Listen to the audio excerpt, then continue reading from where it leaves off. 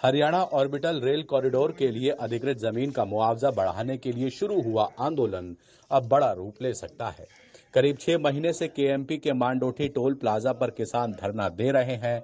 मुख्यमंत्री मनोहर लाल से किसान नेता रमेश दलाल की वार्ता भी विफल हो चुकी है। भारत भूमि बचाओ संघर्ष समिति के अध्यक्ष और राष्ट्रीय किसान नेता रमेश दलाल ने अब सरकार को हराने के लिए अन्न त्याग सत्याग्रह सरकार के खिलाफ नहीं बल्कि अपने ही भाईचारे को जगाने के लिए किया जा रहा है। रमेश दलाल का कहना है कि सरकार ने किसानों को डरा रखा है।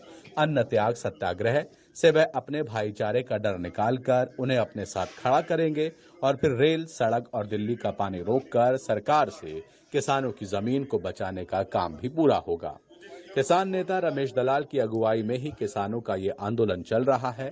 आंदोलन के कारण सरकार को हरियाणा ऑर्बिटल रेल कॉरिडोर के लिए अधिकृत जमीन का मुआवजा भी बढ़ाना पड़ा है, लेकिन अब सरकार उस बढ़े हुए मुआवजे को ऑर्बिटेशन के जरिए देना चाहती है, जबकि किसान अवार्ड में संशोधन के जरिए मुआवजा लेना चाहते हैं। किसान नेता रमेश दलाल का कहना है कि ऑर्बिटेशन में किसान का कोर्ट में जाने का हक छीन लिया जाएगा, जबकि अवार्ड में संशोधन होने के बाद किसान कोर्ट में अपने हक के लिए आवाज उठा सकेंगे। करीब 6 महीने से चल रहे आंदोलन के कारण किसानों की कम होती संख्या के कारण असौदा की किसान पंचायत में रमेश दलाल की आंखों से आंसू छलके हैं। रमेश दलाल ने कहा है कि सरकार उन्हें डराने और दबाने का प्रयास कर रही है। उनकी बेटी को भी 6 महीने से तनख्वाह नहीं दी गई। ऐसे में उन्हें अपने भाईचारे और किसानों का मजबूत साथ चाहिए, इसलिए भाईचारे को जगाने के लिए अन्न त्याग सत्याग्रह शुरू किया है। उन्होंने बताया कि जमीन अधिग्रहण से जुड़े मामले, अवार्ड संशोधन और समगोत्र विवाह निषेध कानून की मांग पर सरकार से कोई समझौता नहीं होगा। बाकी मांगों पर बीच का रास्ता निकल भी सकता है। रमेश दलाल ने सरकार को 25 सूत्रीय मांगों का ज्ञापन दे रखा है। रमेश दलाल की अगुवाई में किसान 14 जून को नेशनल हाईवे भी जाम कर चुके हैं। अब अन्न त्याग सत्याग्रह के जरिए किसानों और ग्रामीणों को इकट्ठा करने की मुहिम चलाई है। इसके लिए रोहतक, झज्जर और सोनीपत के गांवों को साथ लिया जाएगा। जब किसानों की संख्या आंदोलन में बढ़ जाएगी तो फिर तिरंगा हाथों में लेकर किसान रेल, सड़क पर बैठ जाएंगे और दिल्ली का पानी भी बंद कर देंगे। यही ऐलान किसान पंचायत में हुआ है। देखिए, हमने बहुत प्रार्थना की है, गांधीगिरी में फूल तक भेजे हैं। सरकार ने 2016 के बाद लगातार हरियाणा की जनता को दहशत में डाल रखा है। कोई आंदोलन कामयाब नहीं होता, मुकदमे बनाते हैं, पुलिस फोर्स का इस्तेमाल करते हैं। तो कल भी मुख्यमंत्री जो उसका अधिकारी निजी सचिव उमा शंकर बोल रहा था, वो जो बात बोल रहा था उस बात की वो तस्दीक कर रहा था। तो यहाँ का मुख्यमंत्री अपने विचार से स्वतंत्र नहीं है। तो ऐसे माहौल में जब हमारी जो वार्ता हुई, इसमें कोई सार्थक वार्ता नहीं हुई और हम 25 मांग है।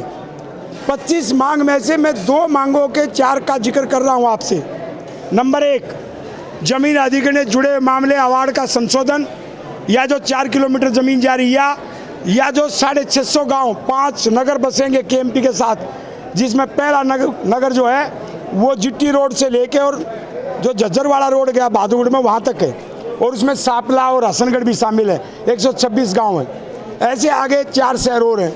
तो 650 गांव को बचाने 4 किलोमीटर की जमीन के अतिरिक्त भी एक गांव जा रहे हैं और अवार्ड का संशोधन, ये हमारी मांग। और दूसरा, हिंदू कोड बिल में जो बीजेपी ये कहती है कि हम तो हिंदुत्व की पार्टी हैं, ये मुसलमानों की संस्कृति हमारे पे थोपी जा रही है कि एक गोत में जो हमारे बच्चे, भाई और बहन शादी कर रहे हैं उसको मान्यता दी जा रही है, उसको अवैध करार दिया जाए।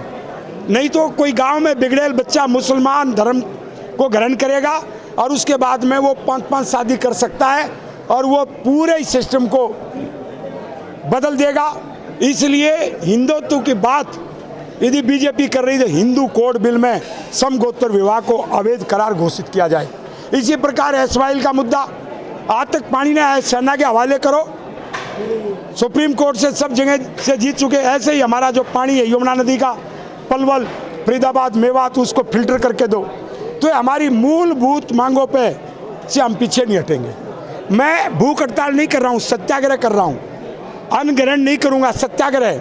और सत्याग्रह सरकार के खिलाफ नहीं है, सिर्फ हरियाणा को, देश को, भाईचारे को जगाने के लिए सत्याग्रह कर रहा हूं। भाईचारा जाग गया, दहशत से बाहर आ गया, तो सरकार जो है हठधर्मी तानाशाह बनी हुई है वो झुकेगी, नहीं तो सरकार तो सबको गोली, तोप और पुलिस बल को दिखाती ये लड़ाई।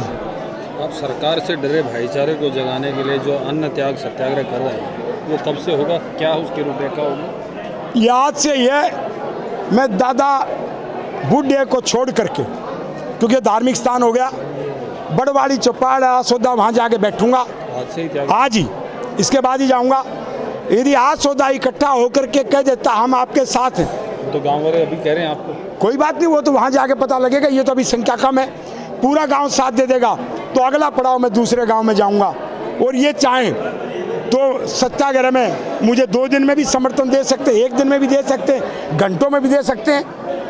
इनके समर्थन के लिए, भाईचारे का साथ मांगने के लिए सत्याग्रह कर रहा हूँ। कितने गांव हैं जिनका समर्थन मांगने के बाद आप अगले आंदोलन के? हमारी 84 दलाल 84 और उसके बाद रोहतक और जो मुख्य खापे हैं रोहतक और सोनीपत की, यानी पुराना रोहतक जिला, रोहतक, सोनीपत और झज्जर, हर गांव जाएंगे। इनका तो मुझे समर्थन चाहिए मैक्सिमम। जब ये हो जाएंगे और उसमें हमने झंडा तिरंगा, सत्याग्रह में जब हम अगला कार्यक्रम करेंगे सत्याग्रह में तो मैं रहूंगा ही। झंडा को तो हम प्यार करते हैं, हमारे देश का झंडा है।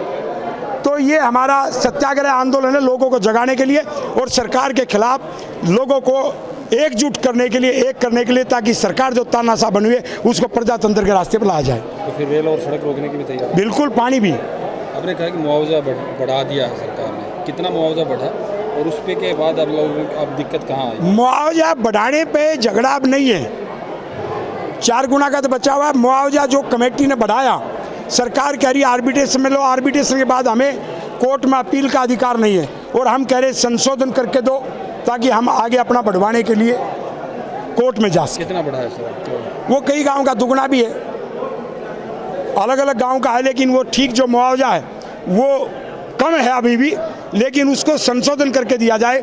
आर्बिट्रेशन के माध्यम से हम नहीं लेंगे। आज रमेश दलाल के आंसू भी निकले। आंसू तो इसलिए निकल रहे हैं,